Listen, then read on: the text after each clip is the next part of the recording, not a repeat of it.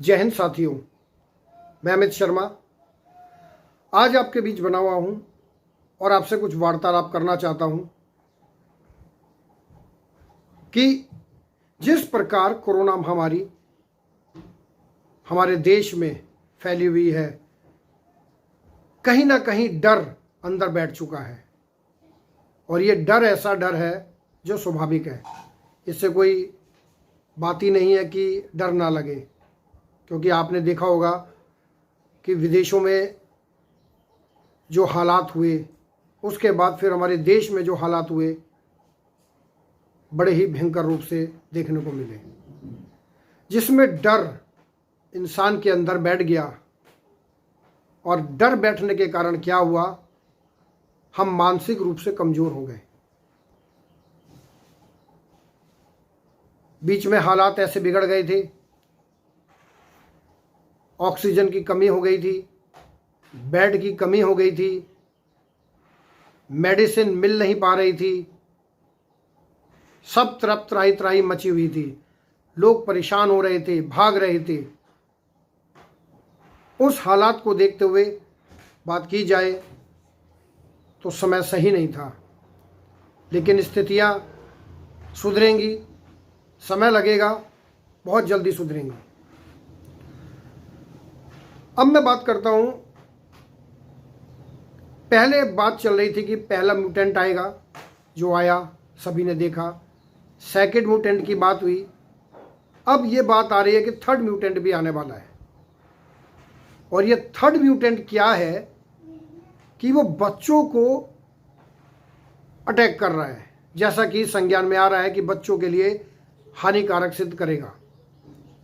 लेकिन हमें हिम्मत से काम लेना है दोस्तों। सबसे पहले मैं आपसे एक बात कहना चाहूँगा, जो मन में डर है ना, हमें इस डर को निकालना है। हमें बिल्कुल नहीं डरना है, क्योंकि कोरोना का जो हुआ हमारे दिमाग में, हमारे मानसिक में बन चुका है, सबसे पहले उसे ख़त्म करना है। दोस्त, डर के आगे जीत है। अगर हम डरेंगे तो हम 60 से 70% टूट चुके होंगे। तो हमें पहले अपने डर को निकालना है, उसके बाद हमें अपनी दिनचर्या को सही करना है। वैसे तो हम काफ़ी लोगों ने अपनी दिनचर्या सही कर ली है।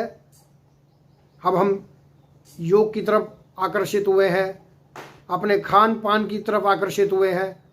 जो जड़ी बूटियाँ आयुर्वेदिक चीज़ें थी जो हम छोड़ चुके थे, उस पद्धति को भी हम धीरे धीरे अपना रहे हैं। और आपने देखा भी होगा कि उस पद्धति को जब हम अपनाते हैं,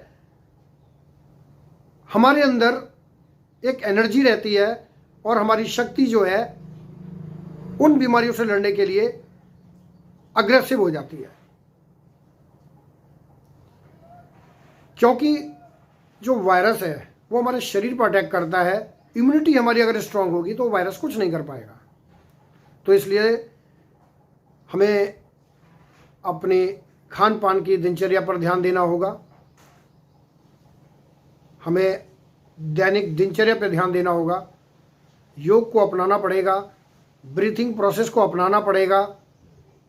उसके बाद हम अपने आप को स्वस्थ रख सकते हैं। लेकिन अगर हमारे मन में डर है, इस करने के बाद भी हम स्वस्थ नहीं रह सकते। इसलिए मैं आपसे कह रहा हूँ, ये डर हमें निकालना है और हमें हिम्मत से काम लेना है।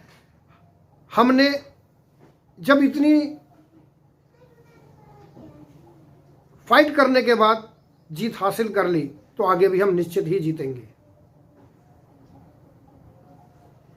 एक कहावत है, लीक लीक कायर चले, लीक लीक कायर चले, लीकी चले कपूत, लीक छाड़ तीनों चले, शायर से सपूत। तो हमें लीक लीक पे नहीं चलना है, हमें लीक से हट के काम करना है। हमें अपने आप को बदलना है, हमें अपनी दिनचर्या बदलनी है, हमें प्रकृति के साथ छेड़छाड़ नहीं करनी है।